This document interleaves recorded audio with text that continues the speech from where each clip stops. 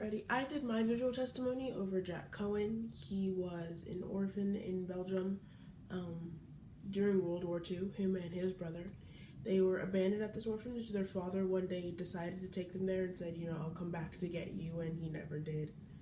Um, During their time in the orphanage, the only incident that he had with SS soldiers or Nazis were whenever they came to take over the orphanage. But during that time period, the orphanage went ahead and took all of the children and separated them and sent them to different farms across the country.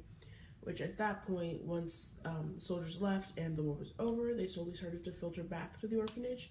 And the Jewish Congress decided to let the boys know, hey, we can either send you to Israel or send you to Canada. They chose Canada. So from Belgium, the boys went to Plymouth, England, and from there boarded the Aquitania for a 2.5 week voyage to Halifax, Canada. And they've lived there ever since. Now they both reside in Edmonton, where they were adopted once they had gotten there. The only connection that I really saw with them and Ellie was they were both dealing with the situations that they were in during their adolescence. That is already a stressful enough time for a child. You're figuring out who you are, who you want to be, what you think your morals are. And there's already so many things going on with the kids at that time that to add that on top of it had to be the most mind-blowing, mind-altering experience. I can't even explain it. A couple of discussion questions I wanted to throw out there for it was, do people really like to remain ignorant to situations just to keep their sanity? Like, they really just choose, I don't want to know because I know, like, I myself can't handle it. And did the Holocaust really impact the way the military and the government approaches world issues with other countries, how they resolve things? Because people constantly ask, how did we let the Holocaust go on for so long?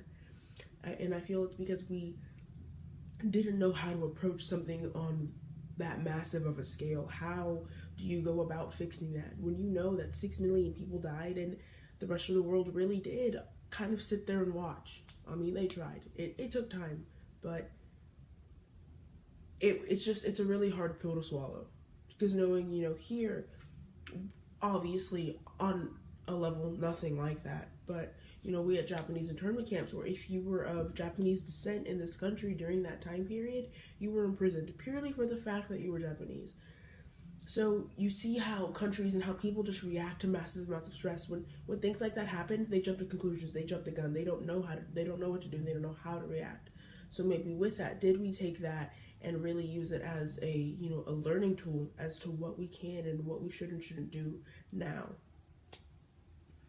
And also another thing, because the Jewish communities during that time period went through so much, were there any rehabilitation programs put into place for them? Was there any, a helping hand? Hey, we got you. Like, we're gonna get you guys through this, because these people lost their homes, their belongings, they lost everything they could ever own. Some of them, to this day, families don't know what happened to their mothers and their fathers and their sisters, purely because that information just isn't available.